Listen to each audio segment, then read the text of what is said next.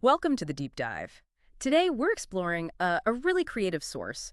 We're navigating anti-money laundering, AML, using a pretty unique lens inspired by The Wizard of Oz and The Wiz.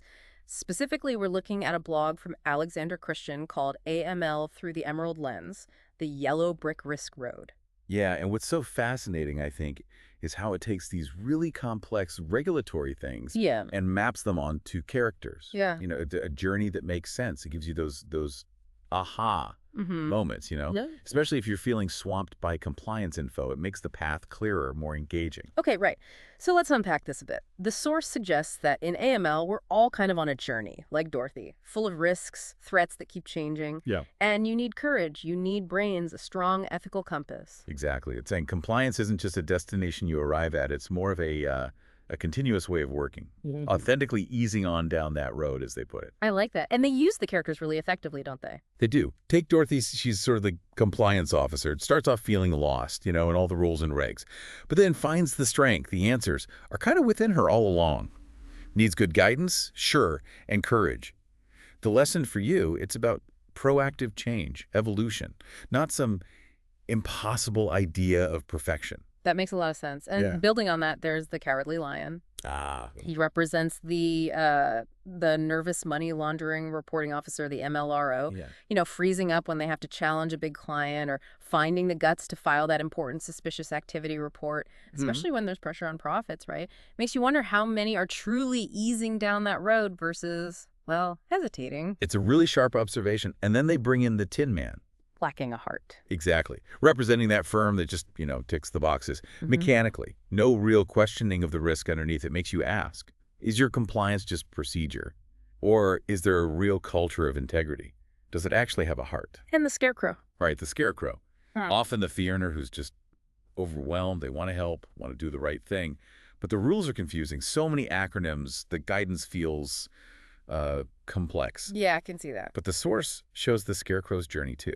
And the idea is that good AML training isn't just memorizing rules.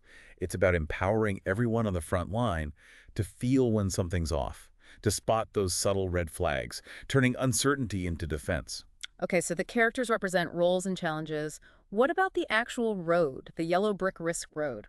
Well, that represents your firm's whole compliance journey, the interconnected steps, like know your client, not just taking answers at face value, but really digging in, challenging things that don't add up. So proper scrutiny. Proper scrutiny and assess the risk, understanding how things like jurisdiction, the type of service, client behavior, how they all interact. It's dynamic, not just static scores. And the path isn't always straightforward, is it? You need to apply enhanced due diligence sometimes. Exactly. For high-risk situations, you adapt your checks to the specific threat. It's not just a one-size-fits-all checklist, Right. which leads straight into monitor, report, and review, because AML is, like we said, ongoing. It's a winding road. You have to keep adapting your defenses as the risks change. It's a continuous loop. So you follow the road, you do the steps, and you get to the Emerald City.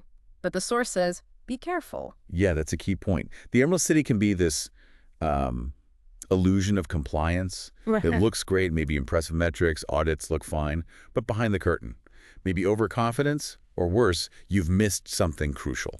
Okay, so it's not just about looking good. Not at all. Real AML success, they argue, is built on transparency, accountability, a really solid, adaptable foundation. It warns you against being satisfied with just the appearance of compliance. True success is in genuinely tackling the risk. So wrapping this up, the final message seems pretty powerful. AML doesn't have to be just this burden, this chore. It can actually be a journey, transformation, teamwork, finding purpose in it. Absolutely. Mhm. And if you connect that to the bigger picture, it suggests that, with the right approach, the right support, the right tools, any firm, really any individual navigating complex stuff can reach that place of clarity and control, Yeah. resilience. So the final thought for you listening is, what does easing on down the risk road truly mean in your own journey of understanding and applying knowledge? And along that path, where might you find or maybe strengthen your own courage, brains, and heart?